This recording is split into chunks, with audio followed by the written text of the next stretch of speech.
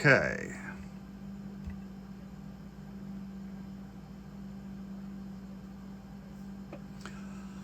Okay, I'll see when I get some bodies up on there. There goes the text. We're joining now.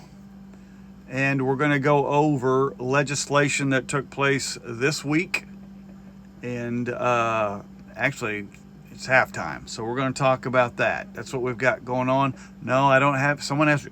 Don, can you play some music till we get started? Well, no, because I'm sure it's in violation of something. So I guess you'll just have to have me hum and sing here, and we'll go from there. But I'm still bringing some stuff up here.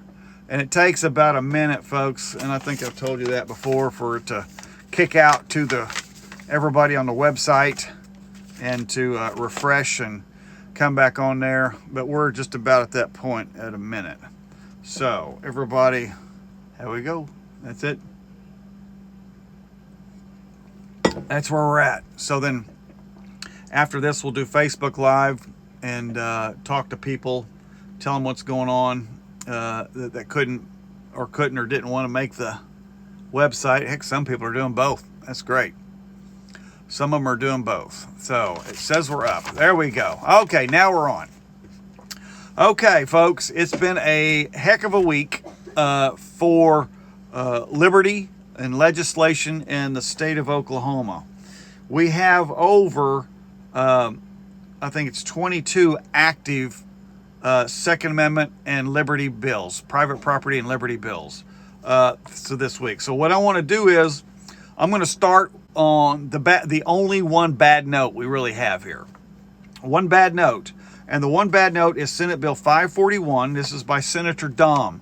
Many of you have got a text Thursday morning to call your senator and let them know that you want Senate Bill 541 supported. And some of you were even told yes and got responses back that yes, that they would support it. But as it turned out, let me pull my up here. It turned out the bill failed, not because it had the majority, because it didn't have enough for the Senate rules, which is 25. There's 48 senators in the Senate. 25 is what it takes, and only 23 voted for the bill. Senate Bill 541, which this bill, by the way, is so that the government cannot close a business unless it's gone through due process, which means they've had some violation, but just because someone says, oh, it's a pandemic, we got to close businesses, the answer is going to be no. You don't close businesses. You go ahead and let businesses take the precautions. If they, you tell them to wear the mask or keep the distance and all that stuff, but you let the business stay open. And so that's what this bill was about. And there were 10 Republicans, folks, 10 Republicans on there, 10 Republicans that voted against the private property rights on this bill. And also there's a maneuver called the title was removed from the bill, which means it lets the bill advance, but it can't become law until it comes back to that chamber and is voted on and approval. Then it goes to the governor's desk. So the title was off the bill, so it's like a free ride going over there, but they still voted it no, even under that situation, which was really, it's really, really sad. And there's some normally good ones on here, and they voted against it. So it's not good. But like I said, it's Senate Bill 541, and that again was the bad news for the week. The good news is, like I say, there's over 20 bills that went through with OK2A there.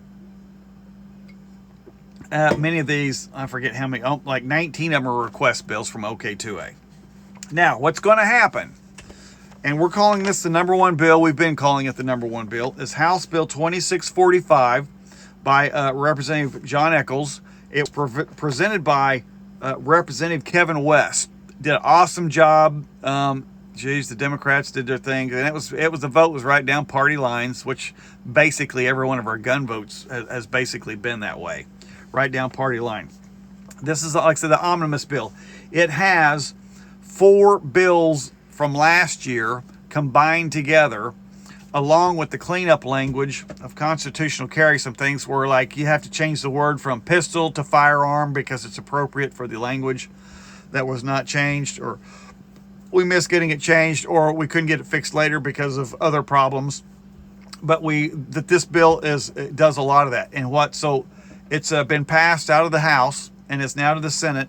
And I have a lot of confidence that it will get on through there, because Senator Paxton has worked a vote to pass every one of those individual bills in the Senate to go to the House. So now all of those bills are together and to go into this one bill to go to the governor's desk. So I think that they'll be very good. I made sure all the language was right, that they were good with it before it gets there. I hope that doesn't change. It can. I hope not. I don't want to bring the bill back. We got some other tricks just to make sure we get it up there to the desk on it anyway. Okay, so that's Senate or House Bill 2645. We consider this our number one bill. Our number one bill. Also this week, guys, we had 9 bills passed in one day. 9 bills passed in one day. That was a record. And then, but like I say, this was a record week on the number of bills, and the Senate actually leads the House on the bills that were got out. So great job. Great job. And I know you guys make calls, phone calls, emails to push this, and it sure obviously makes a difference. The second most important bill we consider at this point is Senate Bill 925 by Senator Nathan Dahm. Like I say, you're going to get tired of hearing his name, but oh well, that's the way it goes. All right, Senate Bill 925, that is the Private Property Protection Act. This is the bill that expands the castle doctrine from inside your home, the walls of your home, all the way to the edge of your property, and includes defense of the property. So that's going on right there. And like I said, Senator Dahm's handling this. Representative Stegall has the bill in the House. We're trying to make sure we can get it in a good committee to make sure we can get it out to the floor and get it to the governor's desk. So that's what we're working on also. Okay, our third most important bill, which was also voted out this week, which is great, was House Bill 1662.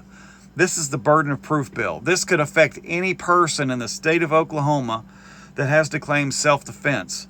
And this is what keeps a trial from being strung out for over 2 years if the person is, and the burden of proof is on the state to show right off the bat, okay, we're going to hold this person over for trial because they're claiming self-defense, but we say it's not self-defense because of this. So they'll have to come up with the proof at the beginning of that. We worked with the District Attorney's Council. We got a couple of things changed for them that they wanted, which we didn't think we were giving up any ground, and it was just clarification, which was fine with us. So we consider that a really good deal on that. But that is House Bill 1662, again by Representative Kevin West. Representative Kevin West, the Senate author for the bill is Nathan Dahm. I know you're going to get tired of hearing about that, but that's just the way it is. Senator Nathan Dahm on that bill. So that's what we consider our third most important bill. The fourth most important bill, and actually it's twinned up in different areas of law, coming at it from different directions. But we've been calling it the I Will Tread on You bill. And it's House Bill 1674 and also Senate Bill 560. They're not the exact same language, and one is 1674 is actually more aggressive and more defense for the person that is in their automobile trying to escape a unlawfully blocked roadway. So we call this the unlawful blocking of a roadway bill is technically what we've been calling it. But this is important. Representative Kevin West, he has been getting national attention and grief on this bill because some of the legislators decided to say that it was a license to kill. And folks, as usual, the left has no moral conscience or compass and can't figure out what it actually says. So I'm going to tell you, the bill says if a group of people is unlawfully, and that's a key word here, unlawfully blocking the roadway. So if a jaywalker is going across today, you can't take him out because they're not a threat, or anything like that. It's got to be a threat, a mob type of a situation. So, and it gives criminal and civil immunity to the driver of the vehicle to escape that, and what a reasonable group of people would agree that was necessary to do.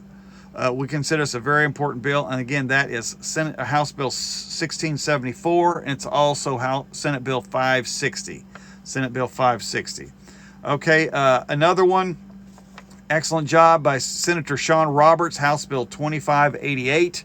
This was passed this week. They're all the days went together for me, folks. But it was passed this week.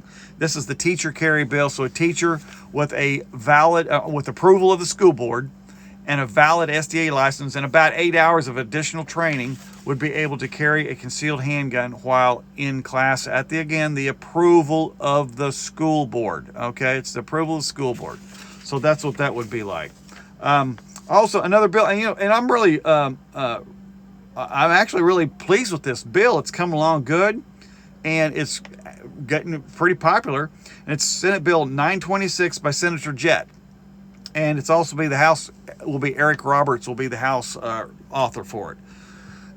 We've been calling it the BB gun bill. This is so people, because a lot of people don't realize in the municipalities, you can't discharge a BB gun, a wrist rocket, bow and arrow, obviously a gun, things like that. So what we've got the bill set that you would be able to have and use and discharge an air-powered pistol or rifle, and that the projectile cannot travel at over 400 feet per second. And so you can set up targets in the backyard, get kids out in the backyard shooting stuff, because in town, this is one of the problems is people can't get out and shoot. And I think this will be very healthy for parents to get the youth out in their backyard and shooting, getting used to working with the gun, seeing how and work with safety on it, and work with target hitting. And as long as a projectile does not leave the property, everything is fine. So all you got to do is put up, heck, you just put up a beach towel or something. It just keeps it from going through the fence or something like that, or bales of hay or whatever you got to stop it, and there's no problem. And be out in the backyard shooting, and no one complain anything. But like I said, that's Senate Bill 926. And like I say, I think that's a big deal. Well, you already know this is House Bill 1236 by Speaker McCall, and McBride carried the bill. It's the 10th Amendment states' rights. Folks, this is a huge bill. It not only covers the Attorney General of the state of Oklahoma defending your rights on Second Amendment, it's on any constitutional right that is abused, especially by the federal government. So I think this is a huge bill. Also, Senate Bill 839 by Senator Dom. I believe I've mentioned his name before, and there you are again. Senator Dom. This bill is so game wardens need permission before placing a camera on private property. The private property owner must be notified and have permission from the property owner before they can be placed on there. Also, I want to give major kudos to Senator Warren Hamilton, 631. This is also a Second Amendment Protection Act. And also David Hardin has a Second Amendment Protection Act. It's 1629. Also House Bill 1630 by David Hardin. This is so you can use your SDA license to purchase a firearm without having to do any additional background check. You fill out the form. They write down the copy of your number, and you go from there. Let's see, but Senator Hamilton, great job. Senator Stevens, thank you, sir. He carried the municipal employee carry. Municipal employees would be able to carry on a with the permission of the city council, vote of the city council. Senator Stevens did that. Bill did great. Senator Bergstrom, Senate 646, he did the restaurant, carrying into a restaurant that has a bar. He passed that out. Senator Murdoch, thank you, sir. Senator Murdoch, you did a tough week. You had a tough week. You finished good. Senate Bill 672. This is a clarification so you can have a loaded long gun in your vehicle just like you can have it outside a vehicle. And all these are in the omnibus bill. And Senator Dom, here we go. Senator Dom is 730. This bill is so a person in their own personal vehicle that's doing work for the company can have a gun in their own personal vehicle even while doing work for the business. That's Senate Bill 730. And let's see. Senate Bill 772 is by Senator Murdoch. This is so the control of nuisance animals, which includes coyotes and feral hogs, so they can be eradicated, taken out. Senate Bill 781 by Senator Bullard. This is to make sure that ICE cooperation takes place in the jail. And which, by the way, Ted Eads, if you would make a note, there is a House bill by Representative Pfeiffer that passed out too, and I need to get that number on here also. So help me dig that out. I know that's going to be a little tough, but folks, that's a big part of it in a nutshell. House Bill 2401 by Representative Todd Russ. This is the Firearm Restoration Act. So non-violent felons would be able to own and have non-semi-automatic firearms. That's in that bill. And so he's got that out, and it goes over. Senator Bullard is in the Senate with that. We'll see how that turns out, see if we can make that work, and go on from there. So this is Don Spencer, president of the Oklahoma Second Amendment Association. That's what we've got going this week. And so basically, folks, it's halftime. This next week is kind of a spring break. There's no bills heard. There's some committee preparation, and they all the chambers switch sides with the bills to go see if they can pass them on the other side. You like that move? Kind of fly away there. To go get them passed on the other side. So that's what's going on this week, and I'm just making sure I didn't miss something. I missed something, but anyway. Representative Stegall got passed out. Senate Bill 2334, Senate Bill 2335, and House Bill 2336. Those are all House bills, guys. Got him passed out this week also. And the 2335 was a big deal because that prohibits government from requiring you to take a vaccination. It's your body, it's your right. You should not have anything put in unless you decide it's okay and not be a requirement of government. Okay, so basically, folks, that's the catch-up. That's the catch-up for this week with OK2A. If you're not a member, it's time to join. If you're not on our text alerts, you need to be. This would be a good time. Most of you people that are watching this right now are. But I tell you what, we're doing pretty good here, keeping things moving, and it's OK2A working with legislators to keep this moving, and we're going to continue to work forward on it. So that's it in a nutshell. For all you guys that just can't get enough of this, we're going to go Facebook Live here in about 5 minutes. Okay, so in 5 minutes, we'll go Facebook Live, and we'll do I'll go over a lot of it again.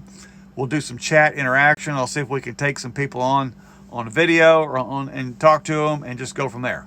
So you guys have a great weekend. You've done good. I appreciate you helping and responding. That made a big deal a lot this weekend, and I will talk to you later.